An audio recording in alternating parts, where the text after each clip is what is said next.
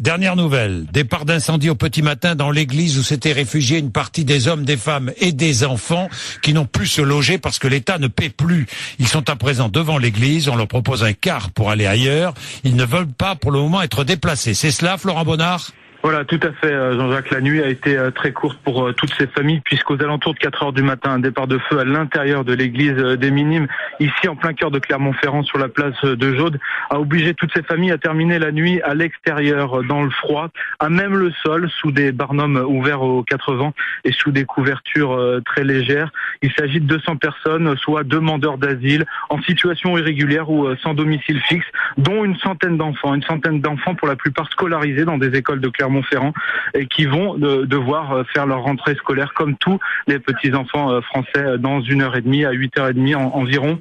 Alors ces enfants ne peuvent plus, ces familles et ces enfants ne peuvent plus être logés car l'association qui gère l'hébergement d'urgence dans la capitale auvergnate n'a plus les fonds nécessaires pour payer les nuits d'hôtel d'urgence pour toutes ces personnes. Cette association n'a pas reçu les fonds nécessaires de la préfecture et des pouvoirs publics. La préfecture a quand même promis une solution rapide. Un car doit en effet arriver dans quelques minutes pour conduire toutes ces personnes dans un gymnase à l'extérieur de la ville.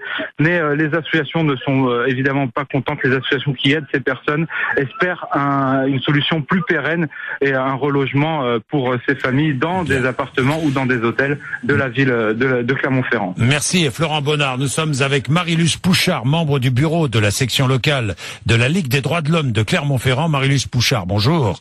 Bonjour. L'État ne paie pas, du coup, ces hommes, ces femmes, ces enfants se retrouvent à la rue. Ces hommes, ces femmes, ces enfants se retrouvent à la rue, ce qui est totalement indigne. Je rappelle que les demandeurs d'asile, qui ne sont pas tous, comme vous le dites, en situation irrégulière, certains viennent d'arriver, ils sont en cours de procédure, ils ne sont pas logés et ils sont en situation régulière sur le territoire puisque ils sont en cours de procédure. Je voulais corriger ça simplement. D'autres sont effectivement déboutés mais ont commencé des démarches pour une régularisation à titre humanitaire.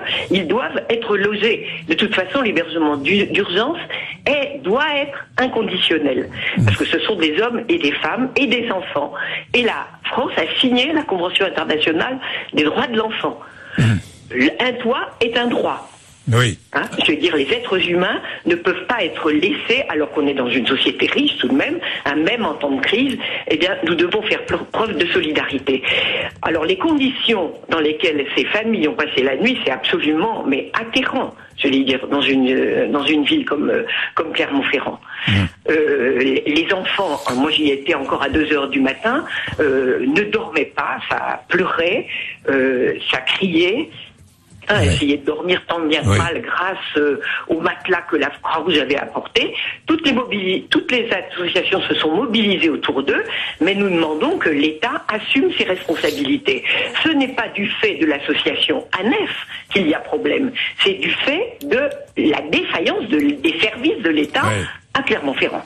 Bien, merci Marie-Luce Pouchard. L'ANEF, c'est l'association gestionnaire du 115 dans le Puy-de-Dôme. Il faut le savoir. 7h24, Véronique.